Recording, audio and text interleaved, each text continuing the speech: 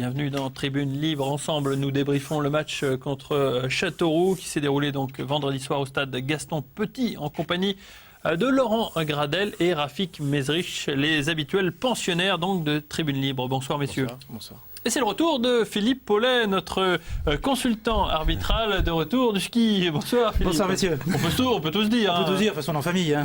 Voilà. Tout à fait. Philippe, c'est justement à vous que je m'adresse, puisque nous avons une surprise au stade Gaston Petit, environ une heure et demie avant le coup d'envoi. Nous avons appris la grève des arbitres, ou plus précisément le retard d'une demi-heure donc occasionné par l'arbitre de la rencontre, Sébastien Moreira, pour justement se plaindre de la situation des arbitres en ce moment. Quel était son mot d'ordre Alors, c'était surtout par solidarité, et le mot grève est trop puissant, c'est surtout se faire entendre. Alors, il faut revenir remettre la place des arbitres de L1 dans leur contexte, hein. C'est surtout se faire entendre par rapport à le ras-le-bol, et surtout pour faire passer le respect.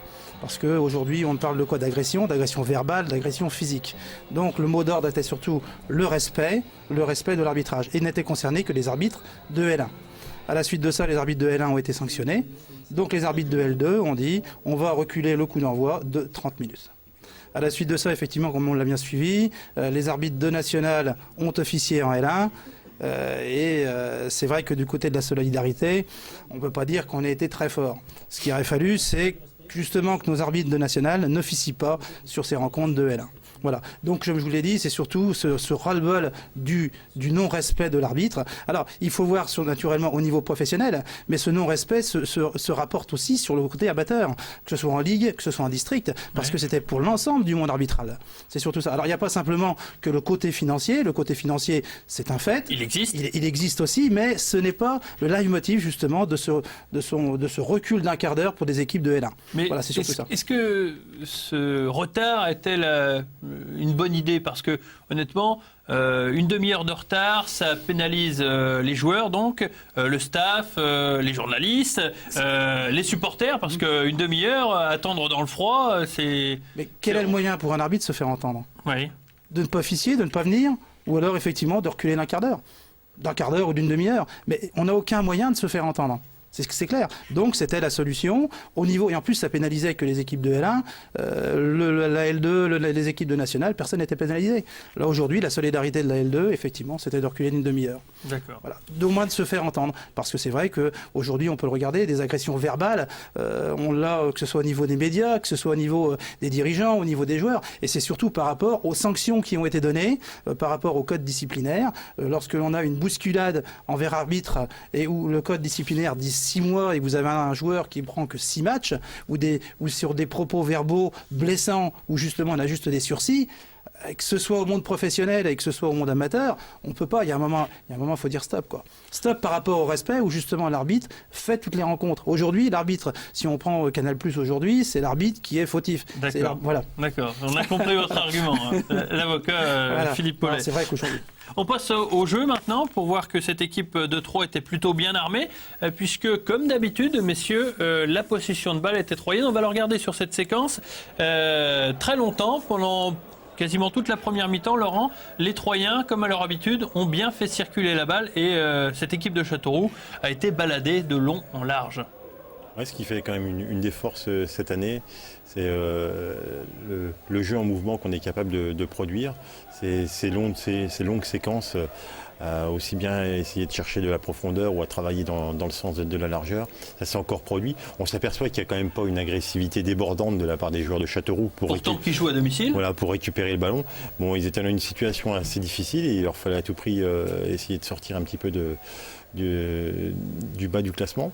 Donc ils n'étaient pas très agressifs. Ça nous a permis de garder ce ballon et d'essayer de trouver quelques solutions. Mais bon, on s'aperçoit quand même que Châteauroux joue bas et en plus très resserré. Donc très peu d'espace, donc le fait très peu d'occasions. C'est un problème ça pour les stacks, Rafik. On ne peut pas forcément trouver beaucoup d'espace dans cette équipe de Châteauroux qui joue à domicile, mais qui presse pas plus que ça, qui n'a pas envie de jouer, qui abandonne le ballon à l'Estac. On voit bien que l'Estac arrive à tenir le ballon dans sa moitié de terrain et pas dans la moitié adverse. Châteauroux est bien derrière. On a plus d'1 minute, je crois, de possession de balle. Châteauroux, Ce qui est énorme. Ouais, c'est énorme quand même. Et Châteauroux reste pratiquement à 10 derrière. On a juste un attaquant là qu'on voit devant. Donc c'est difficile pour les Stacks de trouver des brèches un petit peu offensives. C'était dur donc pour les Stacks de trouver, vous l'avez dit, des brèches offensives, mais c'était dur aussi pour les Stacks au niveau de son gardien de but. C'est justement le dossier épineux avec l'homme du match.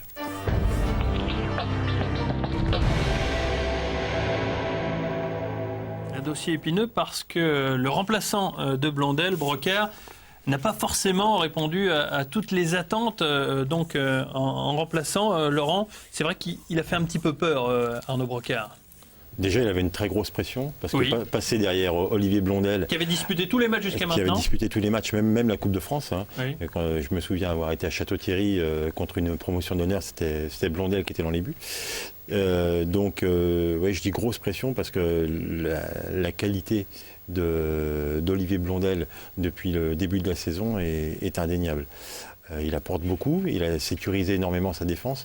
Donc c'est sûr que on s'aperçoit qu'il a été bousculé, qu'il n'a pas été mis en confiance. Puis vous savez, un gardien de but, c'est son premier ballon ou dans les 2 premiers ballons, s'il est capable de faire un arrêt décisif ou une prise de balle pour être capable de le rassurer, c'est vrai qu'il peut faire un grand match. Et là, il n'a pas eu ce premier ballon qui lui a permis de le mettre en confiance. Et c'est vrai qu'on s'est aperçu qu'il y a eu beaucoup de situations qui n'étaient pas forcément des situations dangereuses, mais qui se sont avérées des situations dangereuses de par l'hésitation de Brocard. Alors vous avez vu comme moi les images. Au niveau des sorties aériennes, on ne sent pas le gardien forcément très rassuré, Rafik. On voit beaucoup d'hésitation quand même, hein. J'insiste sur le mot hésitation, mais quand même, on voit un gardien qui est en manque de confiance, un petit peu en manque de jeu, sûrement. C'est son premier match aussi. Hein. Oui, c'est vrai. Le gardien titulaire, c'est quand même Blondel. Aujourd'hui, c'est pas chose facile de le remplacer. Il faut lui laisser un peu le temps et le laisser travailler un petit peu. Justement, regardons les occasions de Châteauroux. On va voir qu'il n'a pas eu l'occasion beaucoup de chauffer les gants parce que Châteauroux, pour une équipe qui joue à domicile, je le dis encore, quasiment pas de frappe cadrée. Vous voyez ce centre à destination de la Fourcade qui ne trouve pas la Fourcade. Ensuite, il y a cette frappe qui est contrée juste avant d'arriver devant le but troyen. C'est tout ce qu'on peut dire en première mi-temps. C'est quand même assez faible. En deuxième mi-temps, là, c'est tranquille pour notre ami Brocard. Ma grand-mère a pu l'arrêter. Philippe Paulet aussi. Là aussi, Philippe Paulet aussi, hein, sans lunettes ou avec la bouteille d'eau. Regardez, là, une frappe qui passe à côté. C'est tout ce qu'a produit Châteauroux dans ce match. C'est quand même extraordinaire, Laurent. Ouais, c'est pauvre. C'est une équipe qui est pas relégable, mais qui se bat pour le maintien et qui n'arrive pas justement à se projeter devant le but troyen. C'est inquiétant. Oui, je pense que le mot d'ordre, beaucoup d'équipes se méfient quand même de l'Estac, hein, parce que par rapport à la qualité du jeu produit, quand on voit le match qu'ils avaient été capables de faire à Tours, et qu'on voit que Tours est là maintenant au pied du podium, c'est au départ une équipe qui a beaucoup de qualité, mais l'entraîneur de Tours le craignait énormément. Et Didier Tolo, c'est exactement la même chose. Hein. Pour en parler après, il craignait énormément cette équipe de Troyes, et c'est vrai qu'ils ont été plus que heureux de ramener les 3 points. Parce que je pense qu'avec un point, ils auraient été vraiment très satisfaits par rapport à la production qu'ils ont été capables de fournir. Vous l'avez dit, ils ont ramené 3 points. On va regarder le but donc de Châteauroux qui est intervenu à 92e minute. On va l'analyser ensemble parce qu'il y a encore quelques petites défaillances qui permettent de penser que la concentration, ça ne va pas jusqu'au 93e ou 94e minute, Laurent.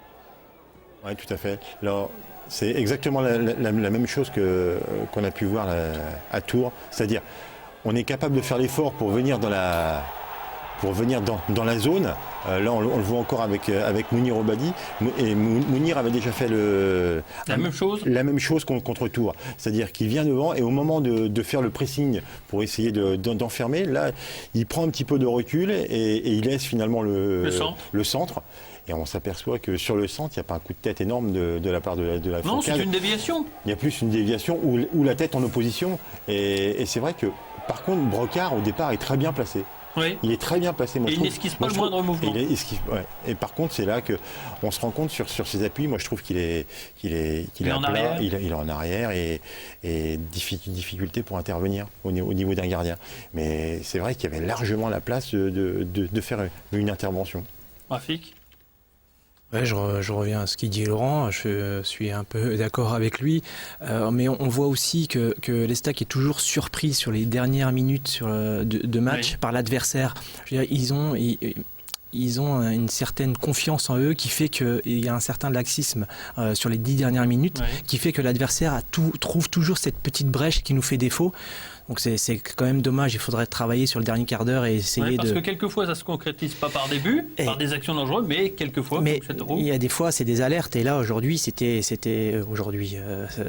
vendredi soir, c'était quand même un but. Donc c'est quand même important. On a quand même perdu 2 points, Ouais. même 3. On va finir par une petite image sympathique. Laurent, j'aurais besoin de votre avis pour savoir si Jean-Marc Furlan peut se recycler en tant que gardien de but avec cette dernière image, parce qu'on a l'habitude de le voir à l'aise avec un ballon, Jean-Marc, plutôt technicien. Et là, vous allez me dire si il a l'âme d'un gardien de but. Voilà, avec cette petite... voilà. Arrêt de voler accordé, comme Dans on la dit niche. au rugby. Donc bravo au 22. C'était parfait. Non, c'était parfait. Philippe, votre avis Parfait. aussi Ouais. Parfait. C'est pas sanctionnable. Pas du tout. Non, il n'y a pas de loi du jeu qui Pas interdit. la loi du jeu là-dedans. qui interdit un arrêt de volée. Qui est dans la surface. Il est dans la surface, il est dans sa zone technique. Attention, il est dans regarde. sa zone, regardez. Et voilà, Hop, à c'est l'intérieur, bloqué, là. c'est dans la niche. Il C'est dans la niche. Il a fait le petit pas. Ah, Ouais, c'est dans la niche. Pour des anciens gardiens comme Voilà, nous. pour se détendre, ah, voilà. c'était pour se détendre uniquement. On pense à Dijon, qui arrive en pleine confiance, puisqu'ils viennent de battre Le Mans, après avoir été menés 2-0. C'est l'équipe en forme, c'est pas forcément un cadeau pour les Stacks. Pas forcément un cadeau pour les Stacks. Et juste pour revenir sur le match de Châteauroux et qui complétera aussi par rapport à Dijon, on s'aperçoit le manque d'impact physique qu'on peut avoir en l'absence de Diallo Guidilaï.